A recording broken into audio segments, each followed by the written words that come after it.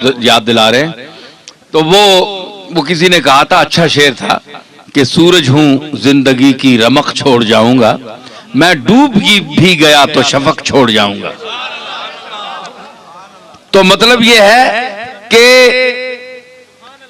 ये सूरज गुरूब हो जाता है, उसकी रोशनी बाद में काफी देर तक रहती है, ठीक है ना। अदरमंदर तक को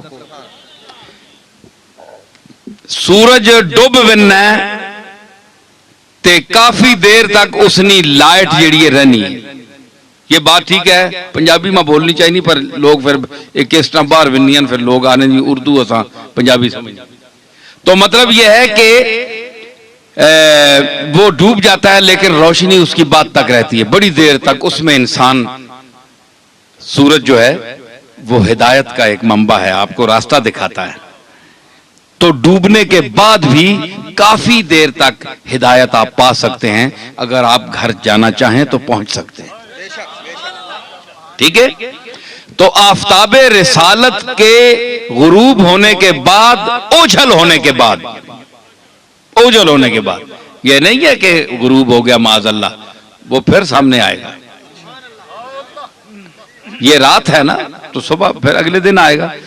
तो हमारी नजरों से ओझल हो गया, तो आफताबे रिसालत के, यूं समझिए कि मैं मिसाल दे रहा हूं, आफताबे रिसालत के ओझल हो जाने से, नजर से गायब होने के बाद, सहाबा, अहले बैत, ताबीन, तबा ताबीन, खैरुल कुरून करनी, सुम्मल्लज़ीन यलूनहुम, सुम्मल्लज़ीन यलूनहुम, ये तीन दौर, आपकी सदी, आपके साथ मुत्तसिल सदी, और फिर उसके बाद फरमाया ये सारी सदियों से बेहतर सदियां हैं, सरकार ने फरमाया।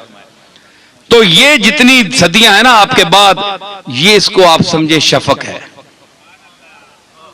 उस आफताब के गुरूब होने के बाद ये शफक का काम कर रही हैं।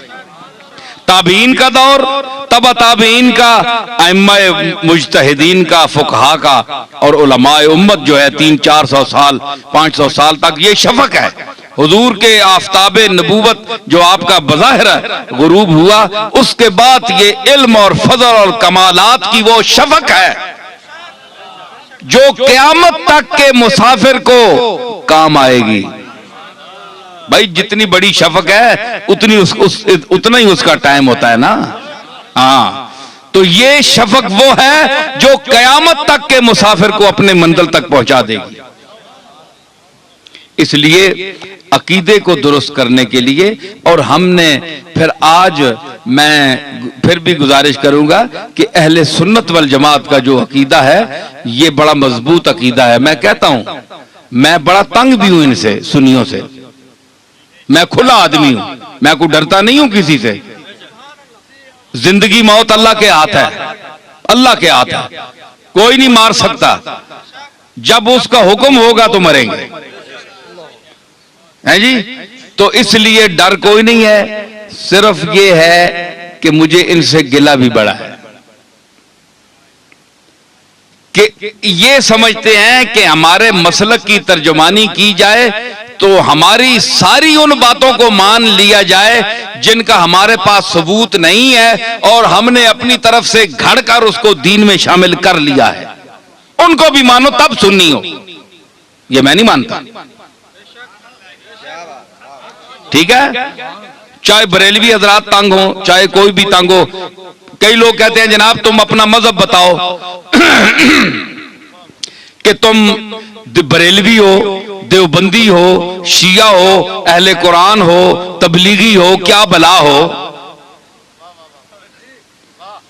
भाई कभी बरेलवियों की तारीफ करते हो, कभी उनको धर लेते हो, कभी देवबंदियों की तारीफ करते हो, कभी उनको धर लेते हो, कभी शिया की तारीफ करते हो, कभी उनको धर लेते हो। तुम ये चक्कर क्या है, तुम हो क्या?